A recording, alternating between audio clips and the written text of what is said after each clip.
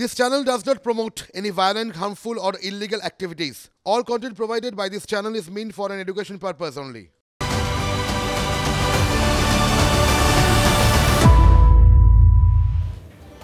নমস্কার, সুপ্রভাত টিভি 9 বাংলা আপনাদের সকলকে স্বাগত। ঘড়িতে সময় সকাল 8টা। আপনারা জানেন সকাল 8টা মানেই নতুন ছকে পুরনো অভ্যেস। ডিজিটাল কাগজের পাতায় সকালের আমেজ থাকে আপনাদের জন্য। রাজ্যের গণ্ডি ছাড়িয়ে দেশ থেকে বিদেশ, রাজনীতি থেকে খেলার ময়দান, আপনার চেনা কাগজ আপনি এখন পড়েন আমাদের চোখ দিয়ে। আর দুয়ারে কাগজ নয়, কাগজ সরাসরি আপনার টিভি, আপনার মোবাইলে। TV 9 Bangla Times. শুরুতেই আসুন নজর রাখি হেডলাইন্সে। সন্দেশখালীতে 144 ধারায় অন্তর্বর্তী স্থগিতাদেশ হাইকোর্টের। আদালতের নির্দেশের পরে আজকে সন্দেশখালী যাচ্ছেন শুভেন্দু অধিকারী। এর আগে যাত্রাপথে দুদিন বাধার মুখে পড়েন বিরোধী দলনেতা। 144 ধারা দেখিয়ে আটকানো হয় বিজেপি কেন্দ্রীয় দল এবং অধীর চৌধুরীকেও। সন্দেশখালী মহিলাদের জন্য রাজভবনে পিস হোম থাকছে, রাত্রিবাসের ব্যবস্থার সিদ্ধান্ত রাজ্যপালের। অভিযোগ জানাতে ভয় বোসকে গ্রামের মহিলাদের নালিশের পরই পিস হোমের সিদ্ধান্ত আনন্দ বোসের।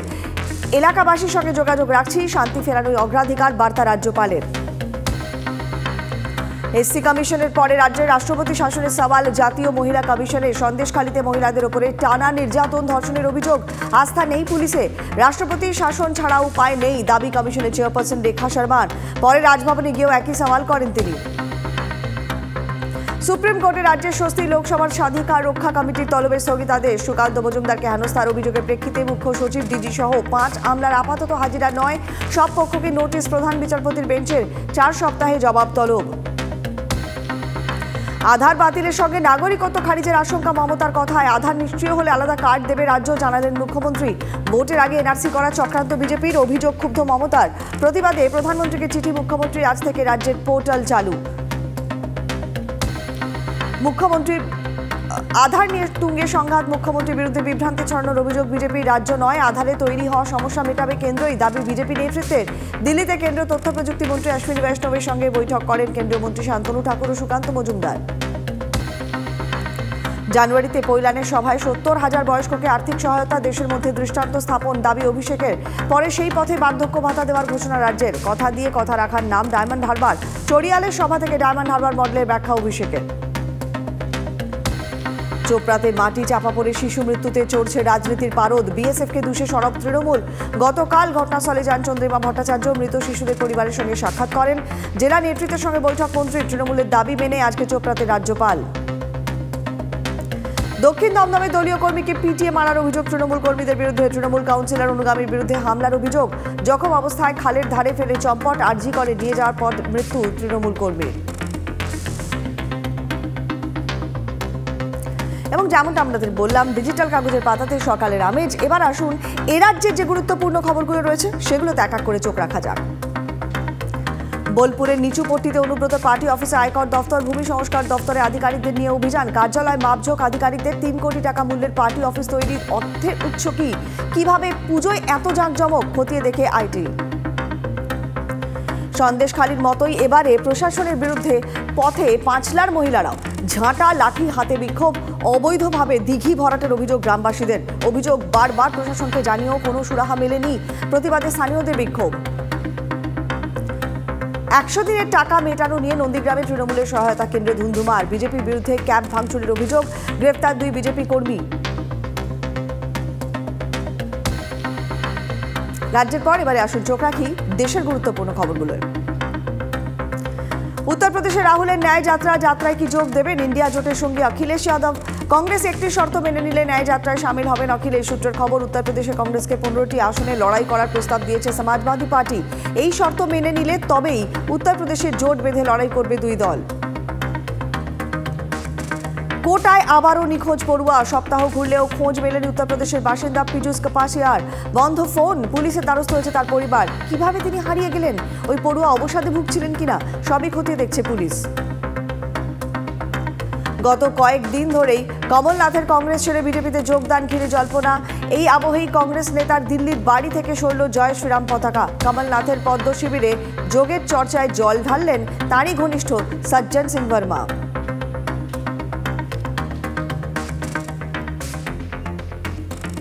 এবার এক এক করে গুরুত্বপূর্ণ খবরগুলোর ইন ডিটেলস আপনাদের সামনে তুলে ধরবো।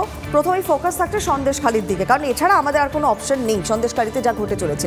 এরই মধ্যে আপডেট হচ্ছে আজকে বিরোধী দলনেতা শুভেন্দু অধিকারী তিনি সন্দেশখালিতে যাচ্ছেন। ইতিমধ্যে আমরা দেখেছি সন্দেশখালিতে যে 144 ধারা জারি ছিল তার উপরে অন্তর্বর্তী স্থগিতাদেশ দিয়েছে কলকাতা হাইকোর্ট। তার ফলে সন্দেশখালি যেতে সেরকমভাবে কোনো বাধা থাকার কথা নয় শুভেন্দু অধিকারী এবং তার সঙ্গে যারা যারা যাচ্ছেন, এবং সেই নির্দেশের পরই আজকে বিধায়কদের নিয়ে রওনা হওয়ার কথা বলবো। আমাদের সঙ্গে প্রদীপ্ত রয়েছেন, প্রদীপ্তর সাথে একটু কথা বলি। প্রদীপ্ত, এর আগে দুবার সন্দেশখালি যাওয়ার চেষ্টা করেছেন বিরোধী দলনেতা, দুবারই বাধার মুখে পড়তে হয়েছে। এবারে আজকে যখন তিনি যাচ্ছেন 144 ধারার উপর স্থগিতাদেশ, ট্রুলি স্মুথলি পৌঁছতে পারবেন নাকি না আবারও বাধার সম্মুখীন হতে পারে? কি পরিস্থিতি, কখন রওনা হচ্ছে একটু ডিটেলস জানতে চাইছি।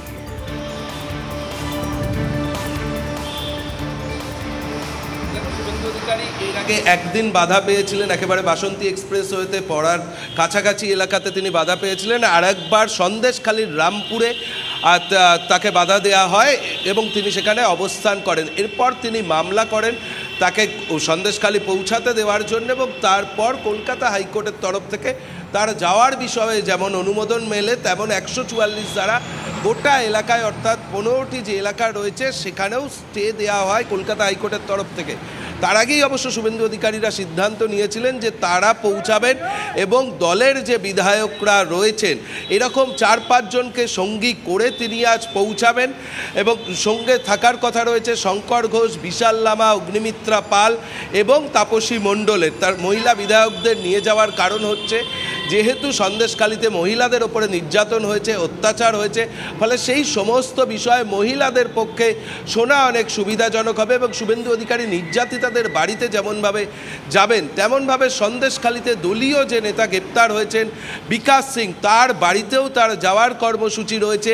তবে কলকাতা হাইকোর্টে যা খবর পাওয়া যাচ্ছে তাতে ডিভিশন বেঞ্চে এই 144 ধারা নিয়ে চ্যালেঞ্জ করতে পারে রাজ্য সরকার। সেই কারণেই শুভেন্দু অধিকারীও চাইছেন যত দ্রুত সম্ভব তিনি সন্দেশখালী পৌঁছে যান, এবং সে কারণে যা এখনো পর্যন্ত স্থির রয়েছে সকাল 9টা নাগাদ কলকাতা থেকে তিনি সন্দেশখালীর উদ্দেশ্যে রওনা দেবেন। এবং তারপর সেখানে গিয়ে দলীয় কর্মীদের সঙ্গে যেমনভাবে কথা বলবেন তেমনভাবে তিনি নির্যাতিতাদের সঙ্গেও কথা বলবেন, এবং কলকাতা হাইকোর্টের যদি পরবর্তীতে কোনো নির্দেশ আসে সেই অনুযায়ী সিদ্ধান্ত নেবেন। তবে শুভেন্দু অধিকারীদের বক্তব্য যে শেষ পর্যন্ত তারা যাচ্ছেন এবং এর জন্য কলকাতা হাইকোর্টের কাছে তারা কৃতজ্ঞ, কারণ তারা যেতে বারংবার বাধা পেয়েছিল এবং তারপর কলকাতা হাইকোর্টের দ্বারস্থ হয় এবং বিচারপতি কৌশিক চন্দ্রের এজলাস থেকে শুভেন্দু অধিকারী বা বিরোধী দলনেতার যাওয়ার ক্ষেত্রে কোথাও কোনো অসুবিধা এখনো পর্যন্ত নেই। এখন দেখা যাক রওনা হওয়ার পরে তারপর পরিস্থিতি কোন দিকে যায়, নজর থাকবে। আপাতত সঙ্গে থাকো প্রদীপ্ত, আবারও পরবর্তীতে যোগাযোগ করছি। এরপর যে খবরে চোখ রাখবো তাহলে এসসি কমিশনের পরে আমরা দেখলাম রাষ্ট্রপতি শাসনের পক্ষে সওয়াল করলেন জাতীয় মহিলা কমিশনের চেয়ারপারসন। তারা ইতিমধ্যেই টিম নিয়ে সন্দেশখালীতে গিয়েছিলেন, সেখানে মহিলাদের সাথে কথা বলেন। মহিলাদের উপরে দিনের পর দিন যেভাবে অত্যাচার হয়েছে, ধর্ষণের অভিযোগ তারা তুলেছে। তারপরই তার বক্তব্য যে আর পুলিশে কোনো আস্থা নেই বলছেন সেখানকার মহিলারাই, অতএব রাষ্ট্রপতি শাসন ছাড়া উপায় নেই। রাষ্ট্রপতি শাসনের পক্ষে সওয়াল করেছেন জাতীয় মহিলা কমিশনের চেয়ারপারসন রেখা শর্মা। গতকালই তিনি গিয়েছিলেন সন্দেশখালীতে, সেখানে গ্রামে গ্রামে ঘোরেন, পরিস্থিতি দেখেন, মহিলাদের সাথে কথা বলেন, এমনকি সন্দেশখালী থানাতেও যান। পরিস্থিতি খতিয়ে দেখে রাজ্যে 356 ধারা লাগুর পক্ষে তার জোর সওয়াল। बहुत बुरी हालत है। मुझे नहीं लगता कि राष्ट्रपति शासन के बिना कुछ हो पाएगा। मुझे नहीं पता कि शासन कहाँ, प्रशासन कहाँ और चीफ मिनिस्टर कहाँ। मुझे लगता है उनको रिजाइन कर देना चाहिए और बिना एक पोस्ट के अगर वो यहाँ आए तो महिलाओं का दर्द समझ पाएंगी। স্বভাবতই এই বক্তব্যের পর রাজনৈতিক চাপানোতর তুঙ্গে শুভেন্দু অধিকারী, কুণাল ঘোষ, মোহাম্মদ সেলিম এনারা কি বলছেন একবার একটু শোনাই। যদি ব্যক্তিগতভাবে জিজ্ঞেস করেন যে পশ্চিমবঙ্গে কি রাষ্ট্রপতি শাসনের পরিবেশ তৈরি হয়েছে, আমি বলবো এটা অনেক আগেই তৈরি হয়েছে এবং সেটা বর্তমানে বটবৃক্ষে পরিণত হয়েছে। সমস্ত সাংবিধানিক বডি ভেঙে চুরে তছনছ করে দেওয়া হয়েছে, কোথাও কারোর অস্তিত্ব নেই। হিউম্যান রাইটস কমিশন নেই, এসসি কমিশন নেই, এসটি কমিশন নেই, মহিলা কমিশন নেই, শিশু সুরক্ষা কমিশন নেই, রাজভবন কার্যত মানে না, এরা হায়ার জুডিশিয়ারি মানে না, বিধানসভাও মানে না। ওসব কমিশন উঠে গেছে। সব কমিশন খোরদেরকে কমিশনে রাখা হয়েছে রাজ্য এবং কেন্দ্রে। এজন্য এরা বলেছিল একসঙ্গে লাল হাটা দেশ বাঁচাও। কোথায় কমিশন ছিল যখন হাতরাস হয়েছিল? কোথায় কমিশন ছিল যখন উন্নয়ন হয়েছিল? পরিষ্কার কথাটা বুঝে নিতে হবে, কোনো 56 কোনো 356 বাংলা মানুষের প্রতি ন্যায় দেবে না, ইনসাফ দেবে না। সন্দেশখালীতে একটা কোনো নির্দিষ্ট অভিযোগ তারা পাননি। যা করছেন রাজনীতি। আমরা পরিষ্কার বলছি, কেন্দ্রের যে কমিশন হোক, এইসব 356 রাষ্ট্রপতি শাসন জারি, এসব গল্প কাদের শোনাচ্ছেন? 14 গোষ্ঠীর ক্ষমতা থাকলে আগে করে দেখান। আই রিপিট, এসব গল্প বাংলার মানুষকে শোনাবেন না। বিজেপি দলদাস ঘুরতে এসছেন, রাজনীতি করতে এসছেন, তাদের মুখে আবার বড় বড় কথা। যান ডবল ইঞ্জিন সরকার, বিজেপি রাজ্যগুলোতে নারী নির্যাতন চলছে, সেখানে যান।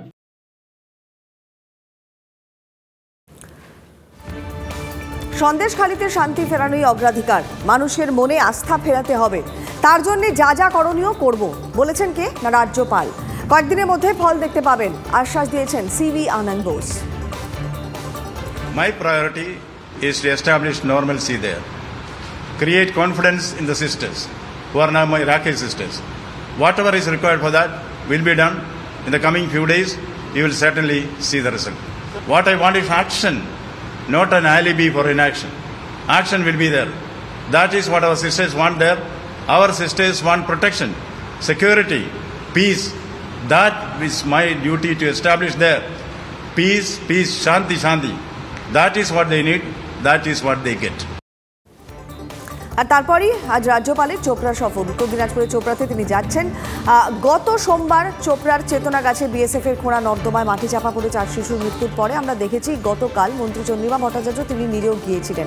আজকে রাজ্যপালের সফরসূচি নিয়ে একটু কথা বলবো। আমাদের সহকর্মী প্রসেনজিৎ সরাসরি আমাদের সঙ্গে রয়েছেন। প্রসেনজিৎ, গতকাল চন্দ্রিমা ভট্টাচার্য গিয়ে সরাসরি অভিযোগ করেছেন যে বেআইনিভাবে কাজ করা হয়েছে এবং এমনকি প্রয়োজনে কেন্দ্রীয় সরকারি কর্মীদের ডাকার ইঙ্গিতও তিনি দিয়েছেন, বিএসএফ এর দিকে ডিরেক্টলি আঙুল তুলেছেন। আর তারপরে এর আগে এই বিষয়টা নিয়েই রাজ্যপালের দ্বারস্থ হয়েছিলেন তৃণমূল এবং তারপরে রাজ্যপালের এই সফর। আজকে কটা নাগাদ তিনি পৌঁছচ্ছেন, তার সার্বিক কর্মসূচি কি কি, কোথায় কোথায় তিনি যাবেন, একটু ডিটেলস জানতে চাইছি। প্রথমত বলি, দেখো, সন্দেশখালীর ঘটনায় বিরোধীরা দাবি তোলার পরপরই কিন্তু রাজ্যপাল সেখানে গিয়েছিলেন।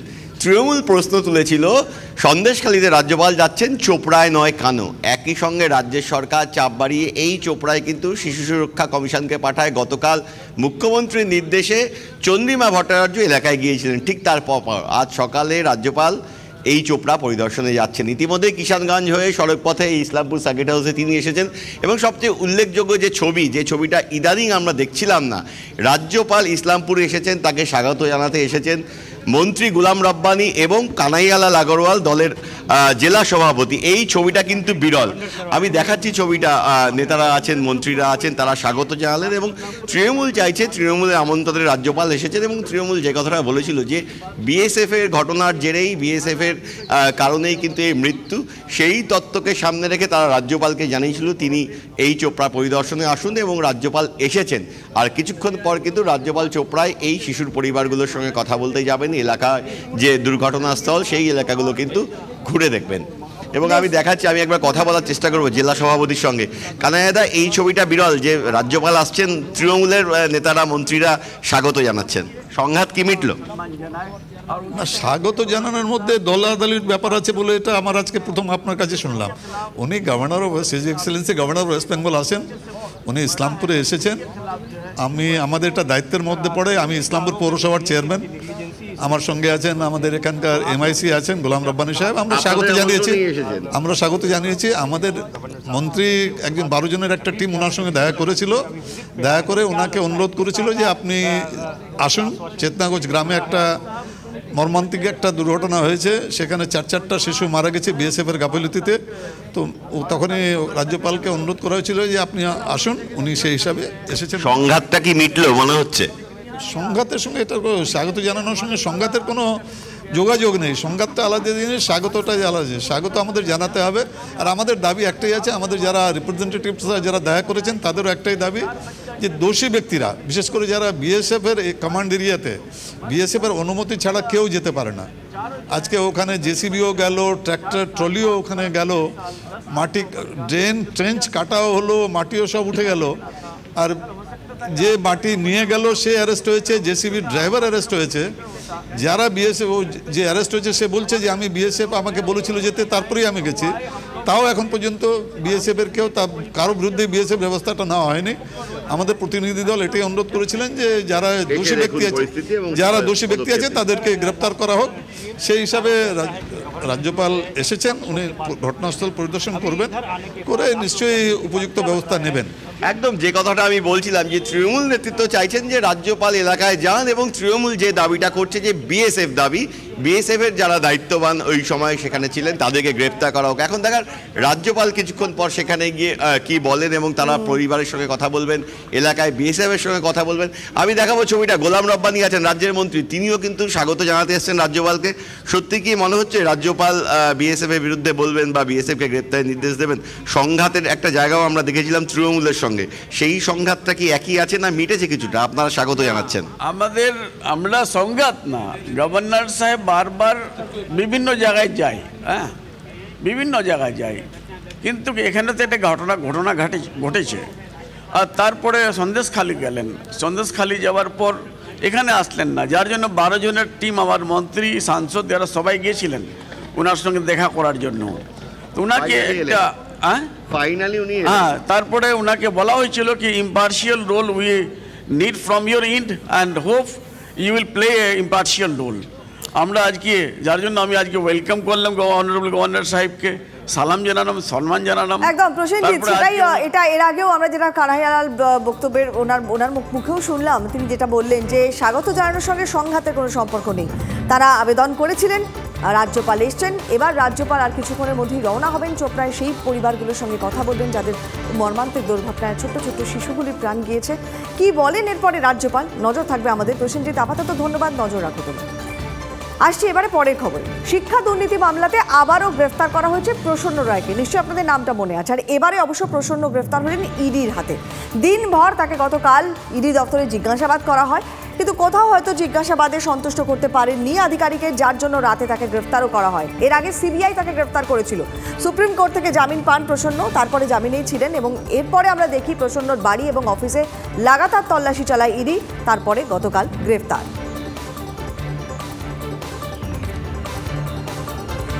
পরে খবর, বোলপুরে অনুব্রতর পার্টি অফিসে আয়কর দপ্তরের দল, আর এই কার্যালয়ে বসতেন অনুব্রত মণ্ডল। পার্টি অফিস মাপযোগ করেন আয়কর দপ্তরের আধিকারিকরা। বোলপুরে ভূমি সংস্কার দপ্তরে যান তারা। বোলপুর নিচুপট্টি এলাকার পার্টি অফিসেও যায় আয়কর দপ্তরের দল। এরপরে অনুব্রতর পার্টি অফিসে যান আধিকারিকরা। পার্টি অফিস তৈরির 3 কোটি টাকার উৎস জানতে চেয়ে তল্লাশি। কালী পুজোতে এত আড়ম্বর, খরচ কোথা থেকে আসতো 100 ভরির গয়না, তা নিয়ে প্রশ্ন তোলেন আয়কর দপ্তরের আধিকারিকরা। একটা ছোট্ট ব্রেক নিয়ে আমরা আবারও ফিরছি, সঙ্গে থাকুন।